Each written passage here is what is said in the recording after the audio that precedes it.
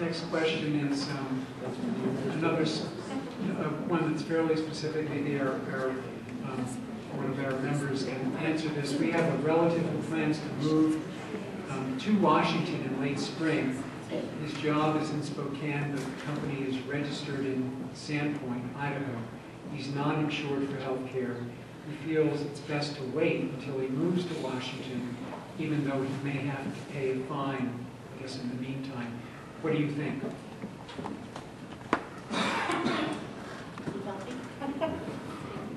Representative Giddy has asked the question, is he healthy? And I think, basically, I think that's probably the most pertinent response in the sense that he's uncovered and something catastrophic happens in the meantime. Of course, that's a risk. And otherwise, there is the option of buying insurance, I'm sure, on a month-to-month basis. And my understanding, just to follow up on that, is that the fine, to the extent it's in effect yet, for not buying health insurance is calculated monthly. So, you know, it's one thing to go without insurance for an entire year. In that event, your fine is going to be higher than if you're only without insurance for a couple of months. The other thing I can add is that the insurance, the fee for not having health insurance is going to increase over the next 3 years. And I think the very first year is really quite nominal. I remember it's something like $75, and it goes up to several $100. But just on the down, they have better information on that. Aided by a quick internet search. %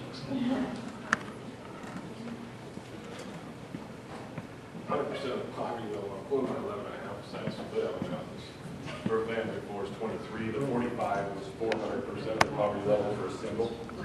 As far as answering that question, they did extend. Basically, you had a 3-month reprieve in calendar year 2014 for if you were without coverage for the first 3 months of the year. That you weren't, so you could be covered 9 months out of the year and not be assessed and it's not a penalty, folks. Judge Roberts ruled it's not a penalty, it's a tax. Okay, so it's a tax of $95 for a single or 1% of your income first year.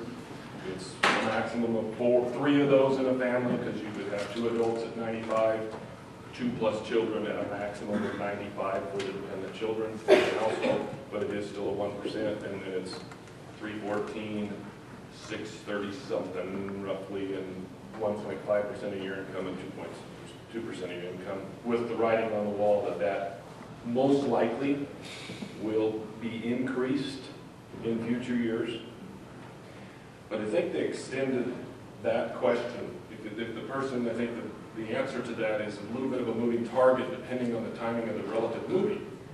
If they're moving in the spring, and I think it's extended now through April, I can easily see them probably, with the challenges we've had with the marketplace, potentially extending that another month, but I don't know that that's been determined. So as long as that person was covered May 1st and beyond, the penalty wouldn't be assessed.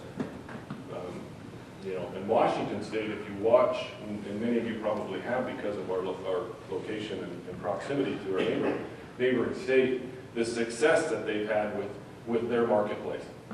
Now understand, they took the grant money 2.5 years ago and built that.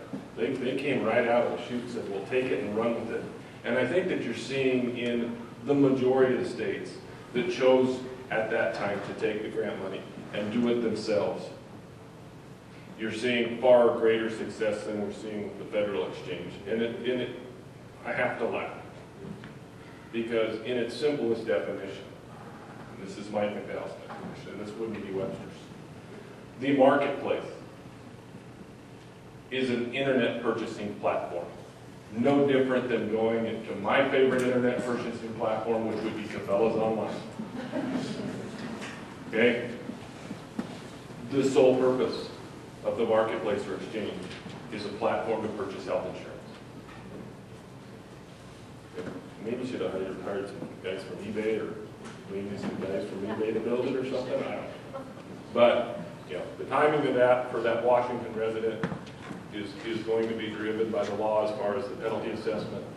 Washington State, last I saw, had realized 50,000+ new Medicaid recipients, because not only did they choose to build their own marketplace, but they also did the Medicaid expansion in Washington State. So, Thank you.